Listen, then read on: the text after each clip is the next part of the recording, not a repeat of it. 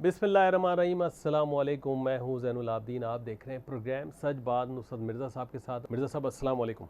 वालेकुम सलाम। देखिए, मौजू हमारा जो है, भारत एक गैर ज़िम्मेदार एटमी मुल्क है और वो उसका जो प्रोग्राम सेफ़ नहीं है,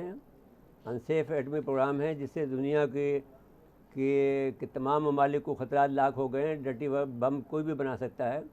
और उसके बाद में, क्योंकि इल्ज़ाम तो हम पे लगा रहे थे, लेकिन निकला इंडिया वो जो गैर ज़िम्मेदार है। हमारे यहाँ तो कोई वाक़यात नहीं हुए। अभी 2 महीने के अंदर अंदर जो है, जून में और मई के अंदर जो है, कोई 13 किलो जो है यूरेनियम का जो मामला है, वो यूरेनियम पकड़ी गई है उनकी जी। और वो नस्ल परस्त हुकूमत भी बन चुका है और गैर ज़िम्मेदार एटमी मुल्क भी बन गया है। तो अब ये सारी दुनिया को उससे ख़तरात लाक हो गए हैं। शाहिद अमीन साहब टेलीफोन लाइन पर मौजूद जी, हैं। शाहिद अमीन साहब, अस्सलाम वालेकुम। वालेकुम सलाम मिर्ज़ा साहब। हाँ। अच्छा जनाब, आपको खुशामदीद कहते हैं अपने प्रोग्राम सच बात में। और बहस ये है कि जो भारत एक गैर ज़िम्मेदार एटमी मुल्क बन चुका है, 2 महीनों में 13 किलो जो है यूरेनियम का जो केस पकड़े गए हैं स्मगलिंग करते हुए। और अब ये सूरत हाल ऐसी है, ब्लैक मार्केटिंग हो रही है। और इससे पहले भी जो उसका रिकॉर्ड है 1994 से लेकर अब तक बहुत ख़राब है। लेकिन इसके बावजूद भी वो NSG का मेंबर बनना चाहता है। IAEA इस पर कोई एक्शन नहीं लेना चाहता। इस पर हम तबसरा चाहते हैं आपका। जी, क्या जाहिर है कि बड़ी तशवीशनाक बात है, क्योंकि यूरेनियम जो है उसे आपको अंदाज़ा है कि न्यूक्लियर बॉम्ब बन सकते हैं और भी उसके बड़े मुज़र असरात हो सकते हैं। तो ये बड़ी इंडिया की जिम्मेदारी है कि वो इसकी पूरी हिफाजत करे, क्योंकि अगर वो जैसे वाक़यात आपने जिक्र किया, उस यूरेनियम की चोरी हो रही है और एक बार नहीं कई बार हुई है, तो उसमें जाहिर है कि गफलत भी शामिल है। हो सकता है कि उनकी जो पुलिस वगैरह है वो उसमें रिश्वत वगैरह लेके इस तरह की चीज़ें करने दे रही है। लेकिन ये कि ये तो बिल्कुल एक आलमी ख़तरा है, क्योंकि ऐसे लोग जो हैं कहीं पे जाके यूरेनियम का ऐसा इस्तेमाल कर सकते हैं जिससे कि दुनिया के अमन और सलामती को ख़तरा है। तो इसलिए इंडिया का बड़ा ज़िम्मा बनता है कि वो इसकी पूरी हिफाजत करे। और जो इंटरनेशनल बॉडीज़ हैं, IAEA, जो इस काम के लिए हैं कि इसके ऊपर पूरी नज़र रखें, उनको इंडिया पे बहुत दबाव डालना चाहिए, बल्कि इंडिया पे किस किस्म की सैंक्शन लगानी चाहिए कि आप किस किस्म की आपका सिक्योरिटी सिस्टम है कि यूरेनियम की चोरी हो रही है। और इंडिया की और भी जो मंसूबे हैं कि हम और इदारों में शिरकत करें, उनको तो बिल्कुल ही रोकना चाहिए। पहले तो जिम्मेदारी का इजहार करें, उसका पूरा बंदोबस्त करें,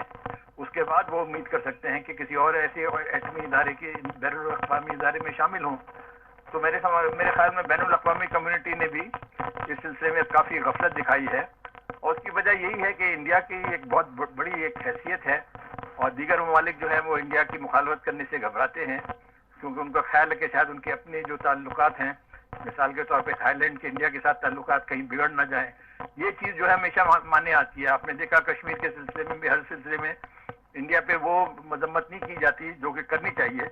और उसकी वजह मेरी तो अंदाज़ा यही है कि इंडिया का साइज इतना बड़ा है, सियासी और इक़्तिसादी उसकी जो हैसियत है, कि हर मुल्क ये सोचता है कि मैं अपने इंडिया के साथ ताल्लुकात ना बिगाड़ूं। लेकिन बहरहाल ये बहुत तशवीशनाक बात है कि यूरेनियम किस्म की चोरी हो रही है। सारी दुनिया के अमन के लिए ख़तरा है और बैनुल अक़वामी कम्युनिटी का ख़ास तौर पे ये फ़र्ज़ बनता है कि इंडिया पे पूरा प्रेशर डाले ताकि इस किस्म की हरकत को रोका जा सके। अच्छा, आप जो कह रहे हैं कि इंडिया इतना बड़ा मुल्क है, लेकिन इसराइल भी तो इसराइल तो बहुत छोटा मुल्क है, लेकिन उस पर भी प्रेशर नहीं डालते।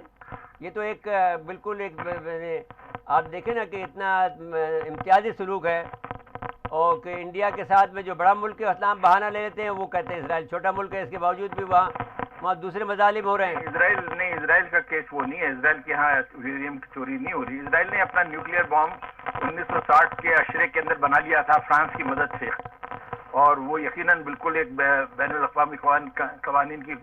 खिलाफ वर्जी थी। खुद फ्रांस का इसमें बहुत बड़ा जिम्मा था कि उन्होंने क्यों बाकायदा उनको सरकारी तौर पे ताबन करके इसराइल का बम बना है। लेकिन बहरहाल देखिए जी, इसराइल भी इस सिलसिले में यकीनन उसका भी खता है और उसकी भी मजम्मत पूरी होनी चाहिए। लेकिन इंडिया में तो ये जो चोरी का सिलसिला है ये तो बिल्कुल नाकाबिले बर्दाश्त। अच्छा, लेकिन मैं आपसे ये, आप जैसा आदमी जो इतना जहाँ दीदा है और इतना, मैं ये कहना चाहता हूँ कि भारत एक नस्ल परस्त रियासत बन चुका है। अब इस पर तो दो राय नहीं है। लोग कहते थे कि साहब पाकिस्तान में डर्टी बम खतरा है, पाकिस्तान में साहब ये दहशत गर्दों के हाथ में पड़ जाने का खतरा है। तो पाकिस्तान में तो अल्लाह का शुक्र है कोई वाक़यात नहीं हुए, کوئی واقعہ ایک واقعہ بھی نہیں ہوا، تو لیکن انڈیا میں تو پے در پہ یہ واقعات ہو رہے ہیں اور نسل پرست بھی ہے، تو دنیا کو اس بات سے خوف نہیں آتا کہ انڈیا جو ہے کچھ بھی حرکت کر لے گا، تمام دنیا کے جو ہے ممالک کو خطرات پر ہو جائیں گے، جو کہ اس وقت ویسٹرن ممالک بھی ہیں، جو ویسٹرن میں جو اس کو 15 ممالک تو ان کو ایٹمی مواد سپلائی کر رہے ہیں۔ جی ہاں، دیکھیے آپ نے صحیح ذکر کیا کہ پاکستان کے اوپر تو سالہ سال سے ایک خدشات کا اظہار کیا گیا ہے کہ جی یہاں سے کہیں نیوکلیئر مٹیریل لیک آؤٹ یا اسمگل آؤٹ نہ ہو جائے، اور جو الزام ہے کہ اسلامی انتہا پسندوں کے ہاتھ نہ آ جائے۔ تو اللہ کا شکر ہے کہ ہمارے یہاں سے تو کوئی ایسا نہیں ہوا، کیونکہ ہمارا جو نظام ہے اس کا نیوکلیئر سیکیورٹی کا، وہ بہت ہی اس کی بلکہ دنیا میں پذیرائی حاصل ہے، بہت ہی اچھا نظام ہمارے یہاں ہے۔ تو میں نہیں سمجھتا کہ پاکستان میں اس قسم کا نہ کوئی واقعہ ہوا ہے اور نہ ہونا انشاءاللہ ہوگا، لیکن پھر بھی ایک دیکھیے دنیا کے ڈبل سٹینڈرڈز ہیں کہ ہمارے اوپر ایک بلا جواز ایک قسم کے شکوک شبہات کا سلسلہ اب سے نہیں ہے، پچھلے 30 سال سے جاری ہے، 1980 کے عصری سے یہ سلسلہ چل رہا ہے جو پاکستان کے بارے میں کہ یہاں پہ نیوکلیئر مٹیریل آنا بہت دنیا کے لیے خطرہ ہے، کہیں اسمگل نہ ہو جائے اسلامی انتہا پسندوں کو۔ انڈیا جو ہے وہ جو آپ نے صحیح طور پہ کہا کہ ایک ریاست ہی ہے جس میں ایک قسم کی مذہبی جنون جو نظر آتا ہے، وہاں پہ اس کی مذمت نہیں ہوتی، تو یہ دنیا کے ڈبل سٹینڈرڈز ہیں، لیکن بہرحال پاکستان کو بھی اس سلسلے میں انٹرنیشنل کمیونٹی کو پوری طرح سے فعال کرنا چاہیے۔ اچھا شاہد صاحب دیکھیے، ایسا نہیں معلوم ہوتا کہ یہ چورن بک رہا ہو، ہر روز یہ واقعہ ہو جاتا ہے، چورن کی طرح سے بیچ رہے ہیں اس کو، اٹامک اس کو، کوئی آدمی نیپال لے جا رہا ہے کہ صاحب میں مائن میں کام کرتا تھا، وہاں برسوں تک رکھا رہا ہے، اس کا بیٹا پکڑا گیا، کوئی آدمی جو ہے بھابا میں جو ہے اسمگلر جو ہے یورینیم کی تابکاری پہ جو بھابا تصدیق ہوئی ہے، اور اس کے علاوہ اب یہ جو 2 واقعات ایک کے بعد دیگرے ہو گئے ہیں، پہلے 7 کلو پکڑے گئے ہیں بمبئی کے قریب، اور یہ پھر جھارکھنڈ میں پکڑے گئے ہیں 6 کلو کے قریب۔ یہ تو ایک ایسا واقعہ ایسا لگتا ہے جیسے صلاح عام ہے کہ جو چاہے لے جائے، وہاں پر کوئی مسئلہ ہی نہیں ہے۔ جی ہاں بالکل، اور ایک لحاظ سے دیکھیے یہ خود انڈیا کے لیے بھی بڑا خطرہ ہے، اس نے بڑے سخت اقدام کیوں نہیں اٹھائے، کیونکہ ایک تو یہ عالمی امن کے لیے خطرہ ہے، بین الاقوامی قانون کی بالکل خلاف ورزی ہے، خود انڈیا کی اپنی سلامتی کے لیے خطرہ ہے، ان کی اپنی نااہلی ہے، غفلت ہے، یا جو کچھ کہیے ان کی جو ہندوتوا ایک ان کی ذہنیت ہے جس سے پولیس بھی میرے خیال میں اثر میں ہوگی، ہو سکتا ہے اسی کنسیڈریشن پہ لوگوں کو چھوڑ دیا جاتا ہوگا، یہ تو ہمارا حامی ہے، اس کو زیادہ کچھ نہ کیا جائے۔ تو بہرحال یہ ان کا فرض بنتا ہے کہ اس قسم کے عناصر کی سختی سے ان کو روکا جائے اور ان کے خلاف کارروائی کی جائے، اور انٹرنیشنل کمیونٹی کو انڈیا پہ پورا زور ڈالنا چاہیے کہ وہ ایسی کارروائی کرے۔ اچھا شاہد صاحب، یہ آخر سوال ہے کہ FATF میں پاکستان نے بڑی ذمہ داری کے ساتھ میں ان کے 26 جو نکات تھے ان میں ہم نے پورے کر دیے، 27 نکات تھے تو ایک رہ گیا صرف، باقی تو ہم نے سب پورے کر دیے، تو اب کیا امکان ہے ان کے FATF سے نکلنے کا پاکستان کو گرے لسٹ سے؟ امید تو کرنی چاہیے کہ اب انٹرنیشنل کمیونٹی اس بارے میں ہمیں جو لٹکایا ہوا تھا انہوں نے کہ ہم کون سی گرے لسٹ میں اور بلیک لسٹ میں کس قسم کی خطرات ہمارے سر پہ منڈا رہے تھے، اب وہ ختم ہو جانے چاہیے۔ لیکن جہاں تک مجھے اندازہ ہے کہ جو پچھلا سیشن ہوا تھا اس میں فرانس تک نے پاکستان کی مخالفت کی تھی، یا تو ان کو یہ جو ہمارا سلسلہ چلا ہے نا ان کا جو اسلامی سلسلہ ہے کہ وہاں پہ ایسے خاکے آئے جن سے ہماری دل شکنی ہوئی، پاکستان میں پروٹیسٹ ہوا، جو بھی وجہ تھی، لیکن یہ کہ فرانس نے بھی لاسٹ میٹنگ میں شاید پاکستان کی مخالفت کی تھی کہ اس کو اس سے نہ نکالا جائے، اس گرے لسٹ سے نہ نکالا جائے، اور انڈیا تو خیر ہماری دشمنی کر ہی رہا ہے، بعض اور بھی ممالک ہو سکتا ہے اس میں کچھ ملوث ہو، لیکن ہمارے وہاں ہمدرد ممالک بھی موجود ہیں، اس میں چین ہے، سعودی عرب ہے، ترکی ہے، اور باقی انٹرنیشنل کمیونٹی میں پاکستان کے ہمیشہ سے بہت اچھے تعلقات رہے ہیں ہماری بائی اینڈ لارج۔ آپ نے دیکھا ہے کہ پاکستان کتنی بار انٹرنیشنل تنظیموں میں بڑے اہم عہدوں پہ الیکٹ ہوتا رہا ہے، تو یہ کہنا نہیں درست نہیں ہوگا کہ پاکستان تنہا ہے، ہماری اچھی ایک انٹرنیشنل ریپوٹیشن ہے، لیکن بعض ممالک مثال کے طور پہ انڈیا ہمیشہ ہماری مخالفت کرتے ہیں، اور ہو سکتا ہے ان کو بعض یورپین ممالک کی بھی اور اسرائیل کی اور اس قسم کے ملکوں کی بھی حمایت ہوگی، لیکن اس بار امید کرنی چاہیے کہ پاکستان پہ جو ایک تلوار لٹکتی رہی ہے اتنے دنوں سے، یہ سلسلہ ختم ہوگا اور پاکستان کو کلین چٹ مل جائے گی۔ بہت بہت شکریہ جناب شاہد امین صاحب، آپ کا ہم مشکور ہیں کہ آپ سفر کی حالت میں بھی ہمیں وقت دیا۔ جی اب بریک کے لیے مجھے کہا جا رہا ہے بریک کے بعد آئیں گے تو ہم کوشش کریں گے زوم سے لندن سے طاہر آزاد موجود ہے، ان کو لے لیں گے۔ ناظرین مقصدہ وقفہ ہے، وقفے کے بعد دوبارہ آتے ہیں. ایک مرتبہ پھر پروگرام میں خوش آمدید کہتے ہیں. مرزا صاحب لندن سے طاہر آزاد صاحب ہیں، اس موضوع پہ بڑی گرفت ہے، ان کی رپورٹ بھی جمع کرا السلام چکے علیکم ہیں. ڈاکٹر طاہر آزاد صاحب. وعلیکم السلام. آپ کو خوش آمدید کہتے ہیں اپنے پروگرام سچ بات میں. Thank you. گفتگو یہ ہے کہ بھارت میں خطرناک ایٹمی مواد کی اسمگلنگ معمول بن گئی ہے، اور یہ یورینیم کے 2 واقعات ہوئے ہیں، ایک مئی میں، ایک جون میں. ایک 7 کلو اور ایک 6 کلو پکڑی گئی ہے. ایسا لگتا ہے جیسے چورن بک رہا ہو. تو فرمائیے اس پر آپ کیا تبصرہ کریں گے؟ تھینک یو نصرت صاحب. سب سے پہلی بات تو یہ ہے کہ آپ یہ ان 2 واقعات کو نہ دیکھیں کہ جو مئی اور جون 2021 میں ہوئے ہیں. آپ اگر یہ شروع ہو جائیں پچھلے 20 سالوں میں، تو انڈیا میں اس طرح کے کئی واقعات ہو چکے ہیں، چاہے وہ پرولیفریشن کے تھے جس میں یورینیم کی اسمگلنگ تھی، یا اس کے علاوہ ان کے جو کچھ لوگ تھے جو انڈین اوریجن لوگ تھے جو اس طرح کی مطلب سیلنگ میں ایسے سینسٹیو قسم کے جو میٹیریل ہے جو نیوکلیئر ٹیکنالوجی میں استعمال ہوتا ہے، اس کو غیر قانونی طریقے سے خرید و فروخت کرنے میں پائے گئے تھے، اور ان کو باقاعدہ پھر امریکہ سے سزا بھی ملی ہے، اور یہ بات انڈیا بخوبی جانتا ہے. تو صرف ان 2 واقعات کے اوپر انڈیا کو جج نہیں کہہ رہا ہوں کہ اس میں جب یہ یورینیم پکڑے گئے ہیں تو اس پہ میڈ ان امریکہ لکھا کا لیبل ملا ہے. جی دیکھیں جی، میڈ ان امریکہ ہو چاہے میڈ ان چائنا ہو، کہیں کا بھی لکھا ہوا، بات وہ نہیں ہے. بات یہ ہے کہ ایک کنٹری نے ایک IAEA کے ساتھ ایک باقاعدہ معاہدے کے ساتھ اپنے ایک نیوکلیئر پروگرام کو چلا رہا ہے، اور سیفٹی سیکیورٹی جو ریگولیشنز ہیں اس کی وہ پاسداری کرنے کا پابند ہے. تو ایسی صورت میں اگر وہ یہ کلیم کیا جائے کہ وہ کسی اور کنٹری کا تھا، یہ تو ویسے اگر میڈ ان امریکہ لکھا ہوا ہے تو یہ تو اور زیادہ خطرناک بات ہو گئی، کیونکہ امریکہ سے معاہدے کے بعد 2008 کے بعد انڈیا کو جو نیوکلیئر فیلڈ کے اندر جو ایک خود ساختہ آزادی دی گئی ہے، اس میں انڈیا جہاں ایک نیوکلیئر سیکیورٹی رسک کے طور پہ سامنے آ رہا ہے، اس کے ساتھ ساتھ وہ ایک ایسی اسٹیٹ بنتا جا رہا ہے جہاں پر ایک ایسی گورنمنٹ اس وقت اس ملک کو رول کر رہی ہے جس کے جو نظریات ہیں، جس کے جو خیالات ہیں، جس کی جو سوچ ہے، جس کی جو بنیاد ہے، وہ ایک دہشت زدہ نظریے کے اوپر بنتی ہے.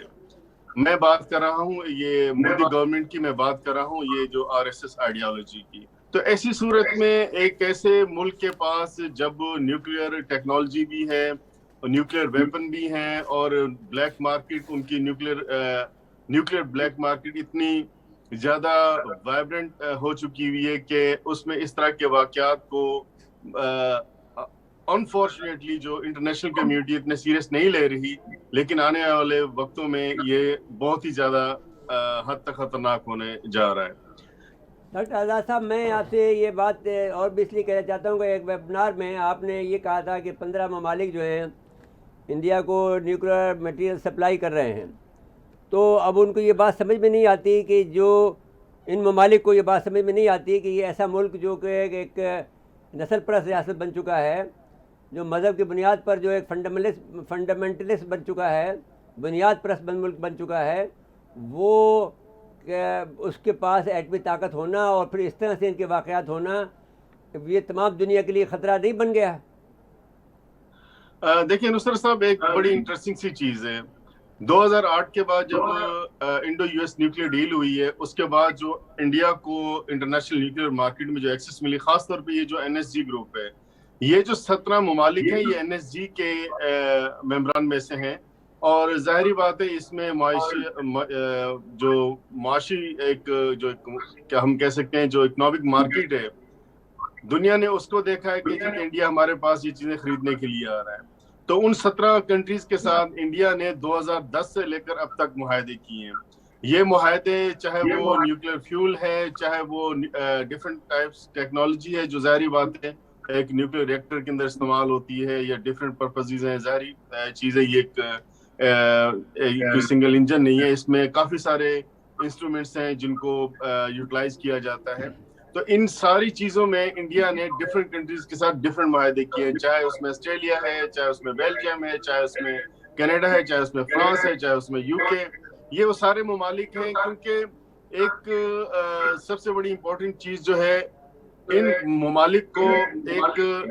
ایسا بائر بھی چاہیے جو ان کے ساتھ آن ریگولر بیسس یہ چیزیں خرید بھی سکیں. تو امریکہ کی آشرواد پہ ان لوگوں نے امریکہ انڈیا کا جو سابقہ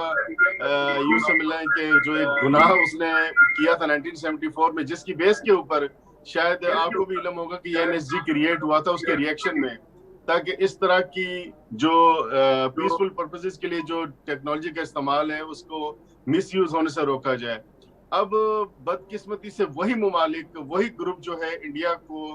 ایک آؤٹ آف دا وے جا کر یہ ساری چیزیں سپلائی کر رہا ہے. اب باقی بات آپ نے بھی ٹھیک کی ہے کہ ان ممالک کو خاص طور پہ کنسرن لینا چاہیے، ان ممالک کو خاص طور پہ ایکشن لینا چاہیے.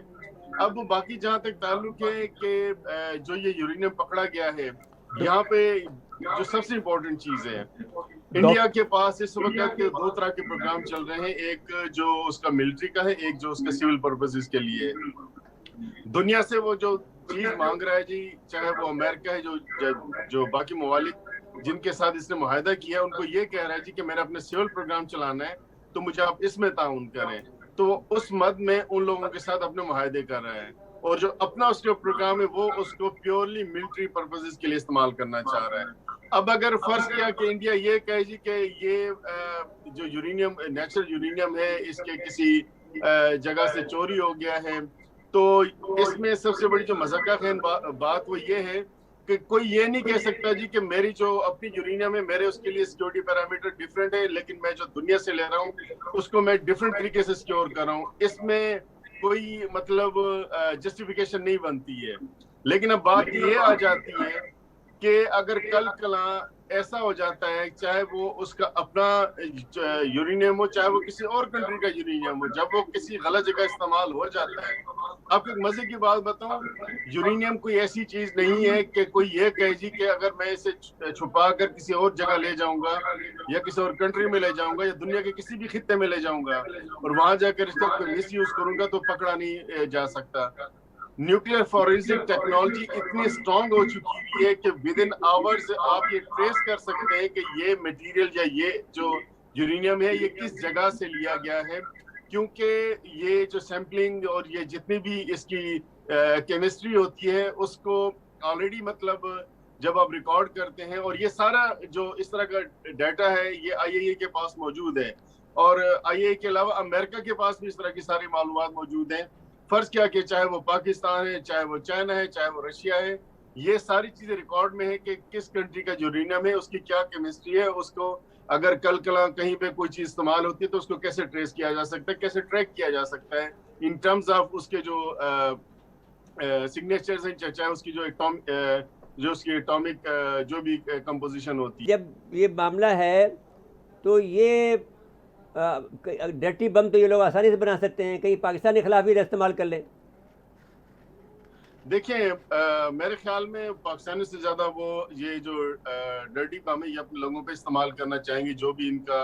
ایک نیٹ ورک ہے، کیونکہ اس وقت جیسا کہ آپ نے خود بھی دیکھا کہ جو منورٹیز کے ساتھ آلریڈی انڈیا کے اندر چل رہا ہے، تو وہ پہلے تو یہ اس کو وہاں پہ استعمال کریں گے، اور وہاں پہ استعمال کر کے یہ پاکستان کا نام بھی لے سکتے ہیں، یہ کسی بھی کنٹری کا نام لے سکتے ہیں، کیونکہ جو انڈیا کے عزائم ہیں وہ جو پہلے ہی وہ ایک فالس فلیگ آپریشن کی بات کر کے، چاہے وہ اپنے کنٹری کے اندر کوئی بھی واقعہ کر کے وہ پاکستان کو بلیم کرتے ہیں، تو ان کے لیے جو سافٹ ٹارگٹ ہے وہ پہلے انڈیا خود ہی ہوگا، کیونکہ اتنا ایزی نہیں ہے کہ وہاں سے وہ چیز اسمگل کریں. اور ظاہری بات ہے پاکستان کی جو سیکیورٹی انوائرمنٹ ہے، چاہے یہاں کا نیوکلیئر ریگولیٹری جو ہمارا سسٹم ہے، وہ اتنا کوئی ایزی نہیں ہے کہ کوئی بھی اس کو کراس کر کے، کوئی بھی اس کو مس یوز کر کے پاکستان آ جائے اور یہاں کے استعمال کر لے. کہ یہ پھر کیا طریقہ اختیار کیا جائے گا جو اس وقت یہ انہوں کی جو حرکتیں ہیں انڈیا کی، وہ پھر کس طرح سے ان کی روک تھام، اس کا سدباب کیسے ہو؟ دیکھیں جی 2005 میں جو CPPNM کا جو ایک امینڈمنٹ اور ایک آرٹیکل انہیں جو کنونشن جو ہے وہ ایڈ ہوا ہے، اس کے مطابق تو جتنی بھی سٹیٹس ہیں جن کے پاس نیوکلیئر ٹیکنالوجی ہے وہ اس چیز کی پابند ہیں کہ وہ اپنے ملک کے اندر جو نیوکلیئر کی سیکیورٹی یا سیفٹی کے حوالے سے کام کریں گے. پہلی بات ہے. اور اس کے علاوہ 1540 ریزولوشن بھی ہے جس کی بھی جو بھی ممبر کنٹریز ہیں اس کی پاسداری کریں گی. کوئی آئی اے ای اے کے پاس یہ کہنا جی کہ وہ ایک انٹرنل معاملہ ہے, کوئی ایسی چھوٹی موٹی چیز ہوئی ہے اور اس میں انٹرفیئر نہیں کر سکتا, تو یہ ایک حد تک تو ٹھیک ہے, آئی اے اپنی بات وہ کر گیا ہے. لیکن جو انٹرنیشنل معاہدے ہیں جن کی پاسداری کرنا سارے ممالک کے اوپر لازمی ہے, تو ایسی صورت میں کوئی یہ کہے جی کہ انڈیا کا یہ انٹرنل معاملہ ہے اور انڈیا اس کو خود انویسٹیگیٹ کرے گا, میرے خیال میں یہ ایک حد تک مزے کا خیز ہے. یا پھر اگر آئی اے ای کو لگتا ہے کہ ایسا کرنے سے اس کے جو لاز اس کی وائلیشن ہوگی, تو پھر آئی اے ای کو یہ لا چینج کرنا پڑے گا. یہ کیسے ہو سکتا ہے کہ ایک کنٹری کے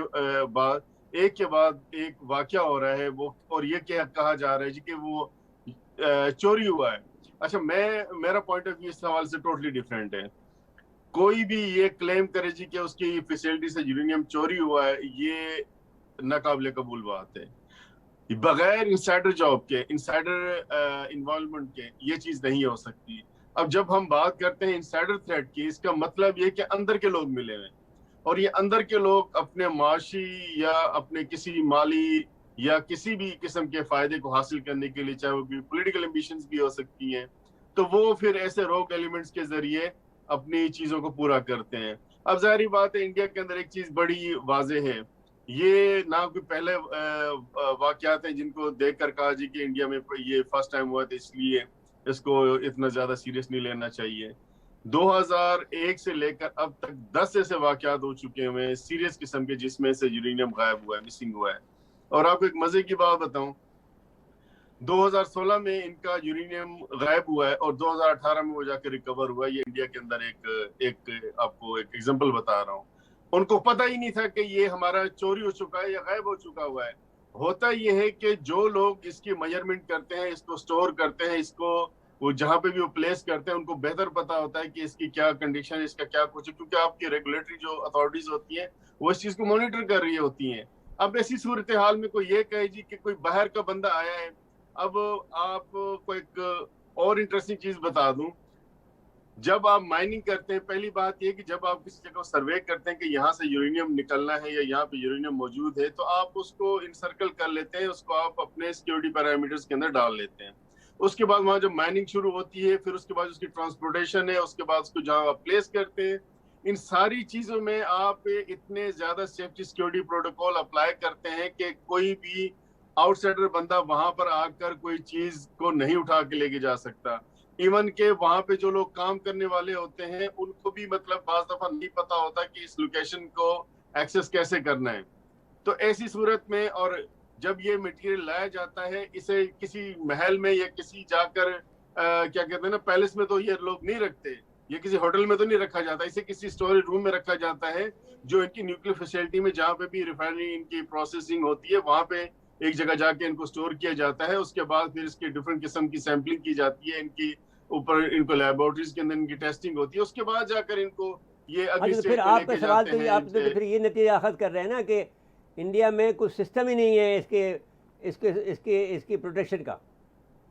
نہیں, بات دیکھیں, ایک تھیوریٹیکلی تو ہم کہہ سکتے ہیں جی کہ ہمارے پاس اتنے سارے ABCD ہمارے پاس یہ لاز ہیں, لیکن اس کی جو پریکٹیکل امپلیکیشنز ہیں اس میں سب سے بڑی بات جو آ جاتی ہے آپ کے جو ریلائبلٹی پروگرامز ہوتے ہیں, چاہے وہ ہیومن ریلائبلٹی پروگرام ہے, چاہے وہ پرسنل ریلائبلٹی پروگرام ہے, یہ آپ کا ڈیٹرمنٹ کرتا ہے کہ آپ کو جو سیفٹی سیکیورٹی جو سسٹم ہوگا وہ کس حد تک ریلائبل ہوگا, کس حد تک افیکٹو ہوگا. اس معاملے میں ایک اور چیز بھی آپ کو واضح کر دوں کہ جس پیس سے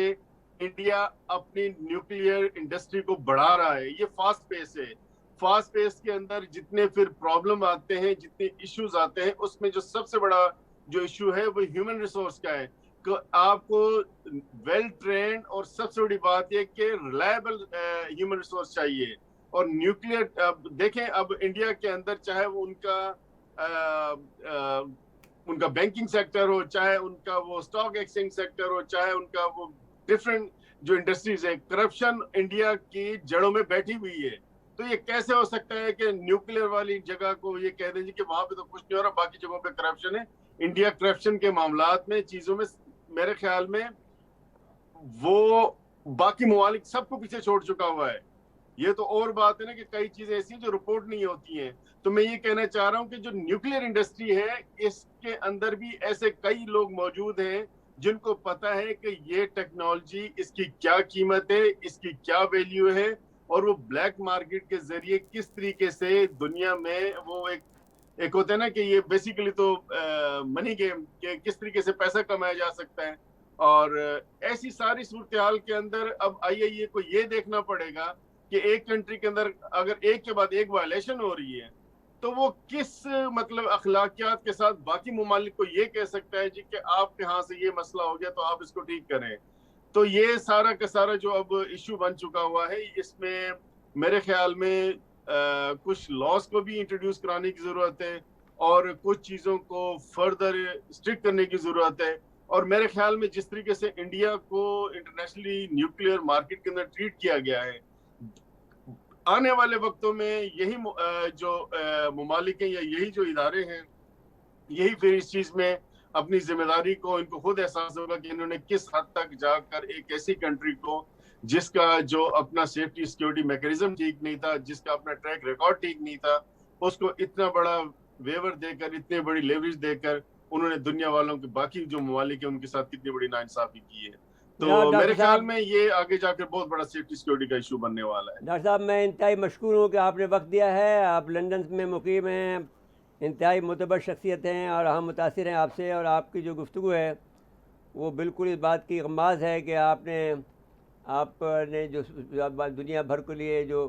میں اعلان بجایا ہے اور کہا ہے کہ یہ ذمہ داری ہے تمام دنیا کی کہ وہ انڈیا کو روکے اور اپنے جو ان کا ایٹمی پروگرام ہے, انرجی کا جو پروگرام ہے, نیوکلیر سپلائی گروپ کی ممبرشپ ہے اس میں, اور IAEA کے معاملات کے اندر بھی اپنے نئے قوانین کو وضع کرے. بہت بہت شکریہ آپ کا وقت دینے کا, انتہائی مشکور ہیں آپ کے. جی ناظرین, مختصر وقفہ ہے, وقفے کے بعد دوبارہ آتے ہیں. میرے صاحب ڈاکٹر طاہر آزاد صاحب کی گفتگو بڑی تفصیل سے سنی, اور سر رضوان الرحمان صاحب ویڈیو لنک پر ہمارے ساتھ موجود ہیں. رضوان الرحمان صاحب آپ کا شکریہ کہ آپ نے وقت دیا. آپ نے اپنی گفتگو کو آپ کر سکتے ہیں, جو کہ موضوع ہے جو کہ بھارت ایک غیر ذمہ دار ایٹمی ملک ہے اور اس کے یہاں پر تابکاری کے اور اس کے جو ایٹمی مواد کی چوریاں ہوئی ہیں مسلسل, اس پر آپ گفتگو فرما دیجیے. موضوع پر بات کرنے کا موقع دیا. یہ جاننا بہت ضروری ہے کہ نیوکلیئر بلیک مارکیٹ میں ایسا کیا ہو رہا ہے یا اس میں ایسا کیا پرابلم ہے کہ انسان اتنا پریشان ہے کہ یہ بلیک مارکیٹنگ کسی طرح روکی جائے. اس کے لیے ہمیں یہ دیکھنا پڑے گا کہ نیوکلیئر مواد سے نکلنے والی جو ریڈیشنز ہیں وہ ہمارے لیے یا انسانیت کے لیے کتنی تباہ کن ہیں. تو سب سے پہلی بات تو یہ کہ جب نیوکلیئر مواد, نیوکلیئر مٹیریل کسی ملک کے پاس آرگنائزڈ انداز میں موجود ہوتا ہے تو اس کے کئی پروٹوکولز ہوتے ہیں جس کے ذریعے ان نیوکلیئر مٹیریلز کو بہت احتیاط کے ساتھ استعمال کیا جاتا ہے اور کوشش کی جاتی ہے کہ اس کا ہیومن انٹریکشن کم سے کم ہو. لیکن جب یہی نیوکلیئر مٹیریل جو ہے وہ بلیک مارکیٹ ہوتا ہے تو ان سارے پروٹوکولز کا خیال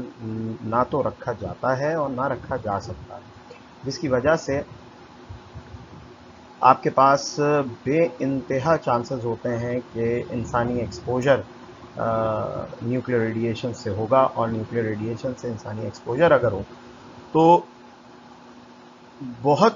زیادہ تھریٹ ہے اس بات کا کہ انسانی صحت اور ہمارا جو انوائرمنٹ ہے وہ اس سے ڈیمیج ہو سکتا ہے.